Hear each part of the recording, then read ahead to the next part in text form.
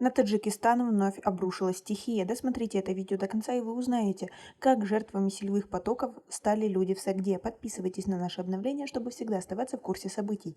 На севере Таджикистана сохраняется риск схода сели. Накануне потоки грязи и камней в Пиджикенском районе обрушились на кишлаки и летние пастбища. По меньшей мере 12 человек погибли в результате схода селей в Сагдийской области.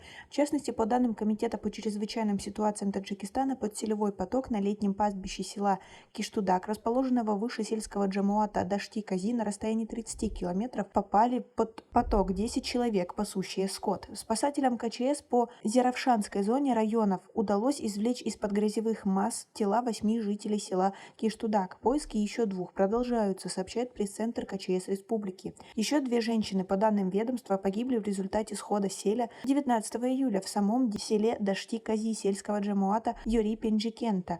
Их тела нашли и извлекли местные жители. Там также частично пострадали 15 жилых домов, приусадебные участки, 3 километра межпоселковой дороги, пали 35 голов крупнорогатого и мелкого скота. Как вы относитесь к такой ситуации? Ведь Таджикистан достаточно длинное время уже потерпает от стихии. Свои ответы напишите нам, пожалуйста, в комментарии. Стихия пронеслась и нанесла урон и другим районам Сагдийской области. Так, на территории села Вашан сельского джамуата Урмитан-Айнинского района по предварительным данным в результате селей были повреждены 4 километра проселочной дороги, 2 моста, линии электропередачи, частично пострадали 8 жилых домов и приусадебные участки. Жертв нет. В селах Пастигав, Хадишахар, Пит и Ревамутка сельского джамаата Иван-Тачик Горно-Матчинского района стихия полностью разрушила 3 жилых дома, частично 5 жилых домов, 8 вспомогательных сооружений, 10 километров автомобильной дороги, 20 гектар пахотных земель, 2 моста, но жертв, к счастью, нет. В селах Расравут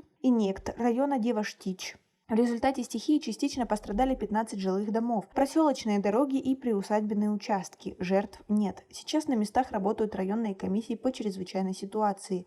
Выделена специальная техника. Идут работы по ликвидации последствий стихийных бедствий, сообщили в КЧС. Как вы относитесь к такой ситуации? Есть ли у вас знакомые, которые пострадали от этой стихии? Свои ответы напишите нам, пожалуйста, в комментарии. В республике по-прежнему жарко, в среднем плюс 36. На фоне зноя и дождей в горах есть опасность повторного схода селя. У нас пока на этом все. Оцените наше видео подпиской и лайком. До скорой встречи.